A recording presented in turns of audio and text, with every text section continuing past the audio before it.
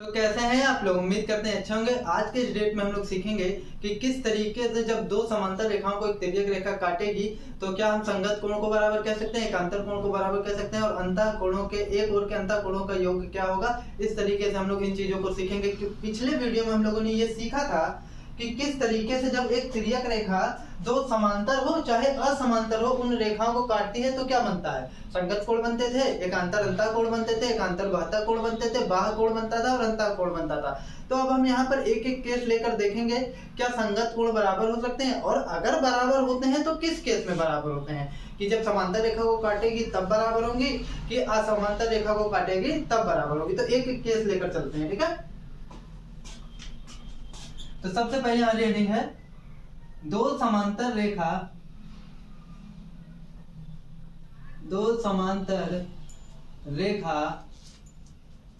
तथा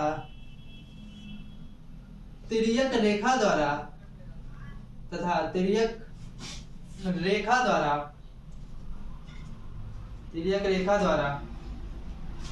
बने कोण।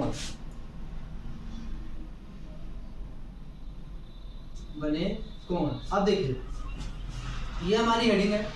तो अब सबसे पहले हम समांतर रेखा ले लेते हैं, दो समांतर रेखा। ये आप दो समांतर रेखा है और इन दोनों समांतर रेखा में 8 कोण बनेंगे अगर इसको एक तिर्यक रेखा काटेगी। एक, दो, तीन, 4, 5, 6, 7 और 8, ठीक है। टोटल 8 कोण बनेगा। इस रेखा को हम L नाम दे रहे हैं, इस रेखा को M नाम दे रहे हैं, इस रेखा को हम N नाम दे रहे हैं। तो अब एक बात बताइए, क्या ये तिर्यक रेखा में संगत कोण कौन कौन से हैं? तो इसमें इस तिर्यक रेखा के संगत कोण या यूं कह लें कि अगर इन दो समांतर रेखाओं को एक तिर्यक रेखा काटती है तो संगत कोण कौन कौन से हैं। संगत कोण युग्म आपको देखना है, युग्म यानी कि जोड़ा। 2 और 6 हम बताए थे ना, एक और बनने चाहिए और जो होना चाहिए क्या, एक अंतः छेद में बनना चाहिए एक शीर्ष पर और एक बनना चाहिए बाह्य शीर्ष पर। ये पीछे वीडियो में आपको बताया गया है। तो 2 और 6, 3 और 7, 1 और 5, 4 और 8। तो ये पाया गया और ये देखा गया कि जब दो समांतर रेखाओं को एक तिर्यक रेखा काटती है तो उसके जो संगत कोण होते हैं वो हमेशा बराबर होते हैं, ठीक है। ये कैसे पाया गया, इसको बार बार कर देखा गया कि जब भी दो समांतर रेखा ले लिए और उनको जब आप किससे चांदा यानी प्रोटेक्टर से जब नापा गया तो देखा गया हर केस में जो आपके संगत कोण होते हैं वो बराबर होते हैं। कब बराबर होते हैं, जब दो समांतर रेखा को एक तिर्यक रेखा काटती है तो संगत कोण क्या होते हैं, बराबर होते हैं। तो यहीं से हम इस निष्कर्ष पर पहुंचते हैं। इसका कोई प्रूफ नहीं होता, ये माना जाता है। इसको करके बार बार नाप के हम लोग चेक करते हैं कि ये देखा गया कि ये पाया गया कि ये जो है आपका क्या है, संगत कोण आपस में बराबर हो। बेसिकली ये होता क्या है, ये आपका एक अभिगृहित होती है। अभिगृहित क्या होता है, जिसका कोई प्रूफ नहीं होता, जो कि बस ऐसे माना जाता है कि वो ऐसा होगा, वो भी उसको एक्सपेरिमेंट के थ्रू, किसके थ्रू, एक्सपेरिमेंट के थ्रू, ठीक है। तो दो समांतर रेखा और एक तिर्यक रेखा ले लिए और उस पर जब देखा गया तो संगत कोण क्या हो गया, बराबर हो गया। उसको नापा गया होगा ना चांदे से।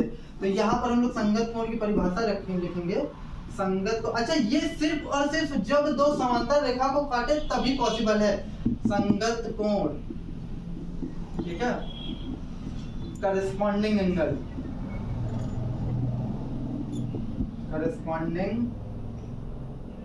एंगल। जरा देखिए, जब दो समांतर रेखाओं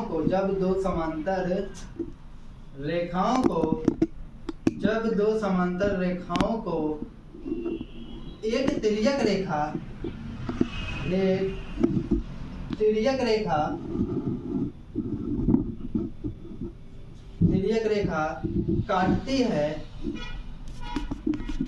काटती है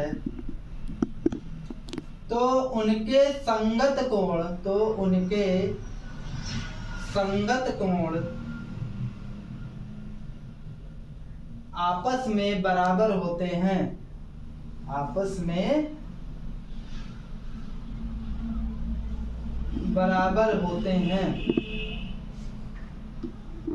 अब जरा समझिएगा। सबसे पहली बात क्या, अगर जब क्या हुआ कि ये समांतर रेखा को काट रही है तो हम यहाँ पर क्या कर देंगे, कौन कौन से कोण बराबर होंगे आप ही बताइए। यहाँ पर एंगल फर्स्ट बराबर होगा किसके, एंगल फर्स्ट बराबर होगा एंगल 5 के। टोटल 4 पेयर मिलते हैं, ठीक है। और कौन सा, और देखिए 4 और 8 आपस में एंगल 4 बराबर होगा एंगल 8 के, ठीक है। और फिर एंगल यहाँ पर लेंगे, एंगल 2 बराबर हो जाएगा एंगल 6 के, और एंगल 3 बराबर हो जाएगा एंगल 7 के। तो ये 4 कोण आपस में बराबर होंगे, और ये तभी बराबर होंगे जब दो समांतर रेखाओं को एक तिर्यक रेखा काटे, अन्यथा ये बराबर नहीं होंगे अगर असमांतर रेखाएं होंगी, ठीक है। अभी उस पर भी बात करेंगे। तो ये आपके हो गया संगत कोण। अब हम लोग बात करते हैं एकांतर अंतःकोण की। तो एक बात याद रखिए, एकांतर अंतःकोण को ही संक्षेप में एकांतर कोण कह देते हैं। सिर्फ अगर एकांतर कोण लिखा हो ना, तो आप ये समझिएगा कि वो एकांतर अंतःकोण की बात हो रही है। किसकी बात हो रही है, एकांतर अंतःकोण। और बाह्य कोण की बात करेगा तो वो लिखेगा कि एकांतर बाह्य कोण। लेकिन सिर्फ अगर एकांतर कोण लिख दिया तो ये जानिए कि वो एकांतर अंतःकोण होता है, ठीक है। ये L है और ये M है। तो यहाँ पर 1 2 3 4। तो यहाँ पर भी एकांतर अंतःकोण के लिए भी यही बात लागू होती है कि जब एक दो समांतर रेखा को एक तिर्यक रेखा काटती है तो उसमें क्या होता है, जो एकांतर अंतःकोण या यूं कह ले एकांतर कोण क्या होते हैं, आपस में बराबर होते हैं। क्या होते हैं, बराबर होते हैं। और इसका प्रूफ होता है विद द हेल्प ऑफ संगत कोण। किसके किसके मदद से, संगत कोण तो एक अभिगृहित है, ये जो है आपका प्रूफ नहीं होता, इसको माना जाता है कि ऐसा होता है ना आपके। लेकिन आप चाहें तो इसका प्रूफ दे सकते हैं, लेकिन क्लास 6 के लेवल पर हम लोग इसका प्रूफ नहीं देंगे। इसका प्रूफ हम लोग कब देंगे, जब हम लोग 9th में पहुंचेंगे, तब वहां हम बताएंगे आपको कि अगर एकांतर अंतःकोण बराबर होता है तो क्यों होता है। फिलहाल अभी यहाँ पर आप ये जानिए कि यहाँ एकांतर अंतःकोण अगर बराबर है तो ये इसलिए बराबर है क्योंकि हर केस में इसको बार बार नाप के देखा गया कि जब भी दो समांतर रेखा वो एक तिर्यक रेखा काटती है तो एकांतर अंतःकोण को चांदे से हम नापते हैं और वो बराबर आता है। क्या आता है, बराबर होता है। अगर आपको यकीन नहीं होता तो आप इसका प्रैक्टिकल करके घर पे देख सकते हैं। अब देखिएगा यहाँ पर हम लिखेंगे एकांतर कोण। अब मैं बार बार कह रहा हूँ एकांतर कोण से मेरा मतलब है कि एकांतर अंतःकोण, ठीक है, एकांतर कोण। अब आपके दिमाग में एक चीज क्लिक कर जाएगी कि एकांतर कोण लिखे, अब एकांतर अंतः की बात कर रहे हैं, बाह्यता की बात कर रहे हैं। तो आपके जो सिलेबस में 6 के लेवल पे अंतःकोण की बात की गई है। किसकी बात की गई, अंतःकोण। बाह्यता कोण की बात नहीं हुई है, इसलिए हम लोग बाह्यता कोण की भी बात नहीं करेंगे। तो चलिए देखते हैं अल्टरनेट एंगल। अल्टरनेट एंगल, जब दो समांतर रेखाओं को, जब दो समांतर रेखाओं को, जब दो समांतर रेखाओं को एक तिर्यक रेखा, एक तिर्यक रेखा, तिर्यक रेखा काटती है, एक तिर्यक रेखा क्या करती है, काटती है, तब एकांतर कोण, आपका जो एकांतर कोण होता है ना भैया, एकांतर कोण बराबर होते हैं, एकांतर कोण बराबर होते हैं, एकांतर कोण बराबर होते हैं। तो यहाँ एकांतर कोण से मतलब एकांतर अंतःकोण। तो कौन कौन, 1 और 4, कौन कौन से कोण बराबर होंगे, कोण 1 बराबर होगा कोण 4 के, और कौन सा कोण, कोण 3 बराबर होगा कोण 2 के, ठीक है। अब बात करते हैं हम लोग एक ओर के अंतःकोणों का योग, ठीक है। एक ओर के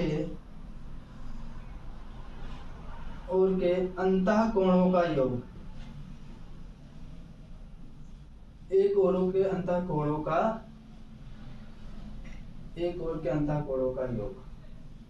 तो आइए देखते हैं एक ओर के अंतःकोणों का योग। देखिए जब फिर वही केस होगा, तो मान लेते हैं ये दो समांतर रेखा हैं और इन दो समांतर रेखाओं को एक तिर्यक रेखा काट रही है। क्या कर रही है, तिर्यक रेखा काट रही है, और यह कोण फॉर्म हो रहा है 1 2 3 4 5 6 7 और 8। तो जब अगर एक तिर्यक रेखा जो है दो समांतर रेखाओं को काटती है तो ये पाया गया और ये देखा गया, इसका भी प्रूफ होता है, ठीक है। सिर्फ संगत कोण को छोड़ के बाकी सब का प्रूफ आप दे पाएंगे, ठीक है। लेकिन हम लोग आगे देंगे। तो ये देखा गया और ये पाया गया कि जब दो समांतर रेखा को एक तिर्यक रेखा काटती है तो इसके एक ओर, जो एक ओर चाहे इस साइड बोल लीजिए चाहे उस साइड बोल लीजिए। एक ओर के अंतः कोण, यानी कि एक ओर के अंतः कोणों का योग कितना हो गया 180, यानी कि पाया गया कि 3 और 5 को जोड़ा गया तो कितना आया 180 हर केस में। ठीक है, अगर समांतर रेखा को एक तिर्यक रेखा काटती है उसी केस में चाहे जिस पोजीशन पे काटे, अगर एक समांतर रेखा है और उसको तिर्यक रेखा काटती है तो जो होगा आपका जो समांतर रेखा के एक ओर के अंतः कोणों का योग, एक ओर के अंतः कोणों का योग यानी 3 और 5 का योग कितना हुआ 180 और 4 और 8 का भी योग कितना होता है 180। तो यहाँ पर इसकी परिभाषा लिखेंगे हम लोग। यदि दो समांतर रेखाओं को, यदि दो समांतर रेखाओं को एक तिर्यक रेखा काटती है, एक तिर्यक रेखा काटती है तो एक ओर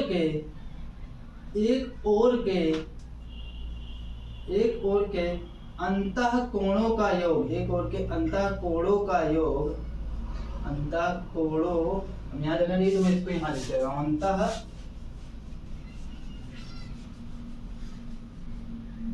कोणों का योग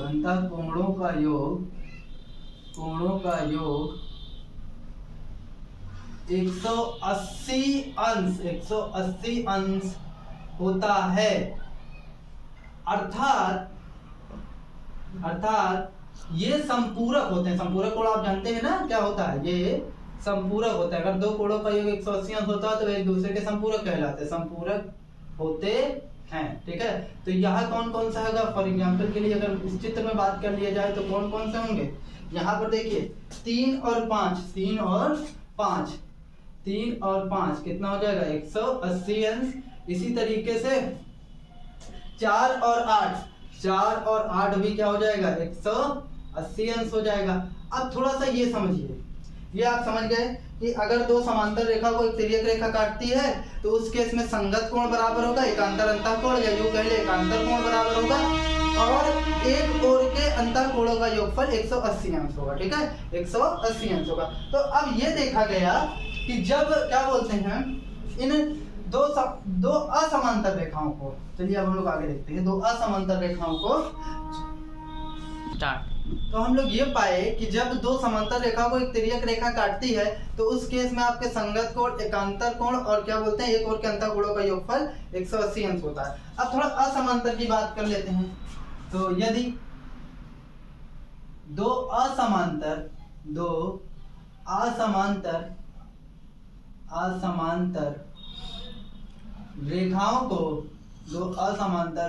रेखाओं को एक तिर्यक रेखा, एक यहाँ लिख देते हैं नीचे, एक तिर्यक रेखा काटती है तो देखिए काटती है, एक बात समझिए, ये आपकी दो असमांतर रेखा है। कैसी रेखा है, दो असमांतर रेखा। ठीक है, अब इन दो असमांतर रेखाओं को एक तिर्यक रेखा काटते अगर, ये मान लेते हैं L, ये मान लेते हैं M और ये मान लेते हैं N, L, M और N। तो अगर इन दो असमांतर रेखाओं को एक तिर्यक रेखा काट रही है तो इस केस में ये पाया गया ना तो इनके संगत कोण बराबर होते हैं और ना ही इनके एकांतर अंतः कोण बराबर होते हैं और ना ही इनके एक ओर के अंतः कोणों का योगफल 180 अंश होता है। ठीक है, तो हम ये पाएंगे। अच्छा, हम इसका यहीं से इसका अपोजिट भी निकाल सकते हैं कि दो रेखाएं समांतर कब होंगी, क्योंकि असमांतर में संगत कोण वो बराबर हो नहीं सकते। ठीक है, और ना ही आपके एकांतर अंतः कोण बराबर हो सकते हैं और ना ही आपके जो है एक ओर के अंतः कोणों का योगफल 180 अंश हो सकता है। तो दो रेखाएं समांतर होने के लिए क्या प्रतिबंध है, क्या कंडीशन है कि दो रेखाएं समांतर तभी हो सकती हैं जब उनके इसका रिवर्स, जब उनके संगत कोण बराबर हो, एकांतर या उनके एकांतर अंतः कोण बराबर हो, या क्या या उनके एक ओर के अंतः कोणों का योगफल 180 अंश हो। मतलब अगर कोई दो रेखाएं समांतर हैं तो ये तीन चीजें पाई जाएंगी। क्या पाई जाएंगी कि उनके संगत कोण बराबर होंगे, एकांतर अंतःकोण बराबर होंगे और एक और के अंतःकोणों का योगफल 180 अंश होगा। अब मान लेते हैं कोई रेखा समांतर नहीं है, ठीक है, समांतर नहीं है तो वो तीनों कंडीशन में कोई भी कंडीशन फॉलो नहीं करेगी। क्या नहीं होगा, ना तो एकांतर कोण बराबर होंगे, ना संगत कोण बराबर होंगे, ना ही एक और के अंतःकोणों का योगफल 180 अंश होगा। अच्छा मान लेते हैं हमको दो रेखाएं ऐसी मिल गई जिसमें या तो संगत कोण बराबर हो गया, संगत कोण बराबर हो गया इसका मतलब क्या है, दोनों रेखाएं क्या है, समांतर होंगी। अगर संगत कोण बराबर हो गए तो जानिए एकांतर कोण भी बराबर हो जाएगा, ठीक है। और मान लेते हैं आपको संगत कोण भी नहीं पता, आपको दो रेखाएं दी, उसमें एक तिर्यक रेखा उसको काट रही है और उसके एकांतर कोण बराबर हो गया। जब एकांतर कोण बराबर हो गया तो आपके तुरंत दिमाग में क्लिक करना चाहिए कि अच्छा वो दोनों रेखाएं समांतर होंगी तभी एकांतर कोण बराबर है, क्योंकि एकांतर कोण तभी बराबर हो सकता है जब वो दो समांतर रेखाओं को काटे। इसी तरीके से अगर एक ओर के अंतःकोणों का योगफल 180 अंश हो गया और वो दो रेखाओं को काट रही है, हमको ये नहीं पता कि वो समांतर है कि नहीं, तो आप उसके नियम से, जो समांतर रेखाओं का जो आपको लिखाए हैं पीछे, उसके नियम से आप ये कह सकते हैं कि अगर एक ओर के अंतःकोणों का योगफल 180 अंश तभी हो सकता है जब वो एक दो समांतर रेखा को काटे, तो इसका मतलब जरूर ये क्या होगी, एक समांतर रेखा होगी। तो यहाँ से हम एक रिजल्ट पाएंगे, यदि किन्हीं दो रेखाओं में, यदि किन्हीं दो रेखाओं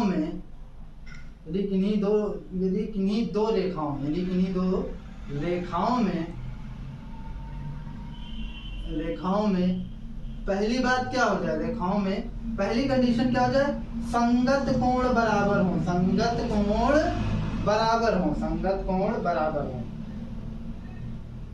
कोण बराबर हो, या मान लेते संगत कोण बराबर नहीं पता हमको, या तो हो जाए एकांतर कोण बराबर हो जाए, एकांतर कोण बराबर हो, या तो संगत कोण बराबर हो या एकांतर कोण बराबर हो, या एक ओर के अंतःकोणों का योग, एक ओर के अंतःकोणों का योग, एक ओर के अंतःकोणों का योग 180 अंश हो। तो तीनों में से कोई एक कंडीशन अगर लागू हो गई तो आप कहेंगे वो दोनों रेखाएं क्या है, समांतर है। दोनों रेखाएं क्या होंगी, तब दोनों रेखाएं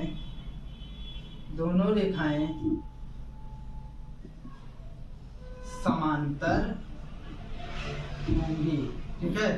तो अगर दो समांतर रेखा को एक तिर्यक रेखा प्रतिच्छेद करती है तो संगत कोण, एकांतर कोण और एक ओर के अंतःकोणों का योगफल 180 अंश होगा। और अगर या तो संगत किसी दो रेखा को एक तिर्यक रेखा प्रतिच्छेद करती है, या तो संगत कोण बराबर हो जाए या एकांतर कोण बराबर हो जाए या एक ओर के अंतःकोणों का योगफल 180 अंश हो जाए, तो पक्का वो दोनों रेखाएं कैसे होंगी, समांतर रेखा होंगी। ये इसका विलोम है। तो आइए अब इस पर कुछ क्वेश्चन करते हैं। इस पर क्वेश्चंस देखते हैं। पहला क्वेश्चन है, निम्नांकित चित्रों में दो रेखाएं L तथा M को एक तिर्यक रेखा T काटती है। कुछ कोणों के माप लिखे गए हैं। बताइए कि क्या L और M समांतर है, यदि हैं तो इसका कारण बताइए, यदि समांतर नहीं है तो उसका भी कारण बताइए। एनसीईआरटी यही करता है ना, है तो क्यों है, ठीक है। तो चलिए सबसे पहले देखिए L और M जो है, इसको क्या है, रेखाएं, हमको ये नहीं पता कि ये समांतर है कि नहीं है। तो एक तिर्यक रेखा काट रही है जिसके बाद छेद पर इधर 50 अंश का कोण बन रहा है, इधर 120 अंश का कोण बन रहा है। तो अगर आप देखें तो अगर ये 120 अंश है तो ये भी 120 अंश होगा। कहे कि क्या बोलते हैं, शीर्षाभिमुख कोण बताए थे ना, जब दो रेखाएं एक दूसरे को प्रतिच्छेद करती हैं तो उनके जो ये क्या होता है, इस साइड का और इस साइड के एंगल क्या होते हैं, आपस में बराबर होते हैं, ठीक है। इसी तरीके से 50 और ये भी 50 हो जाएगा। अब देखिए जरा, अब देखिए क्या आप फर्स्ट वाले चित्र में 50 और किसको 120 को जोड़े, तो 50 और 120 को जोड़े तो कितना आ जाएगा, 170। कितना आ जाएगा, 170। क्या लेकिन एक बात याद रखिए कि जब तिर्यक रेखा के एक ओर के अंतःकोणों का योगफल 180 होता है तभी आप उसको समांतर रेखा कहते हैं। क्या कहते हैं, समांतर रेखा। इसलिए यह समांतर रेखा नहीं है। तो कारण बता दीजिए, क्योंकि तिर्यक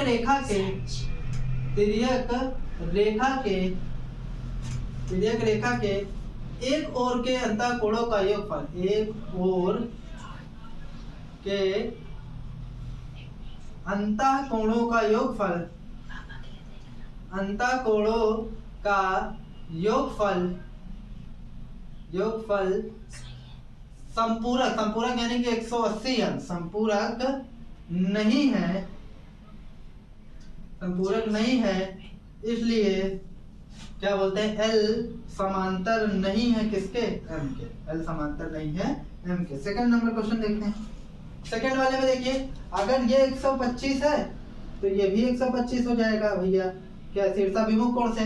तो फिर से यहाँ पर देखिए, क्या 125 और 60, 125 और 60 कितना हो जाएगा, अगर देखा जाए तो 6 2 8 185 अंश हो जाएगा। कितना हो जाएगा, 185 अंश। फिर वही रीजन, चूंकि तिर्यक रेखा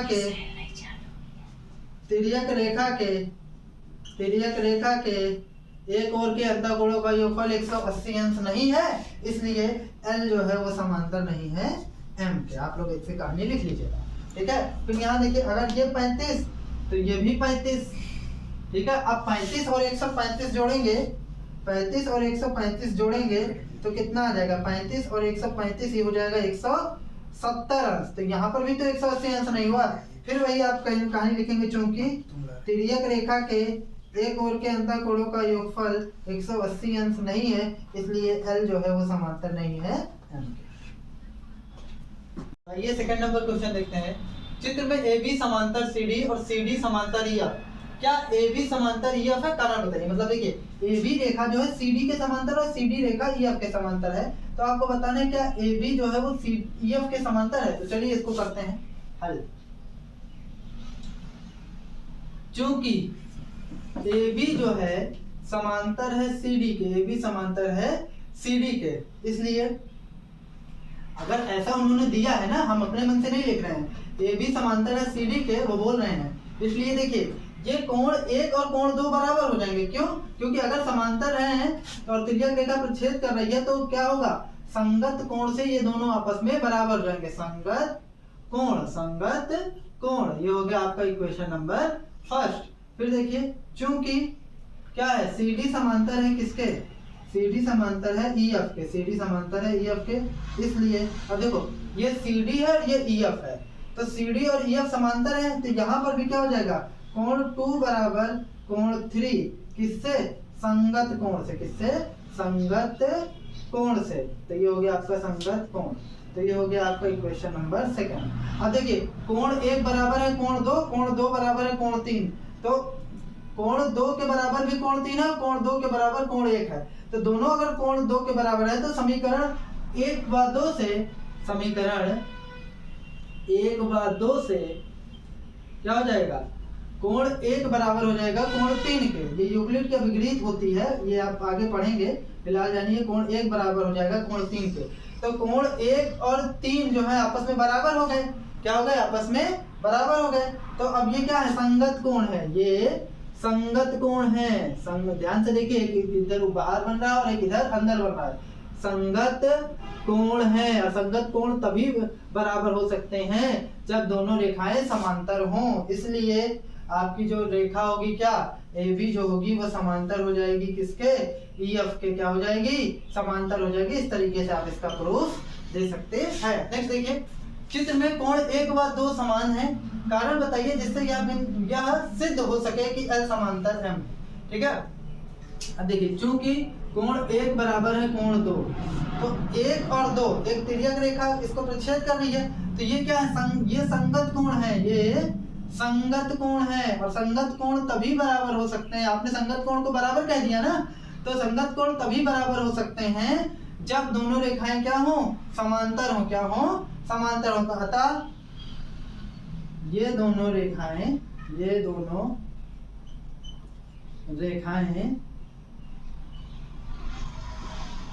समांतर होंगी। ठीक है, इसी के साथ आपका ये टॉपिक भी समाप्त होता है। फिर हम लोग मिलेंगे नेक्स्ट वीडियो में नए टॉपिक के साथ। वीडियो अच्छा लगे तो लाइक, कमेंट और सब्सक्राइब कीजिए। तब तक के लिए नमस्कार।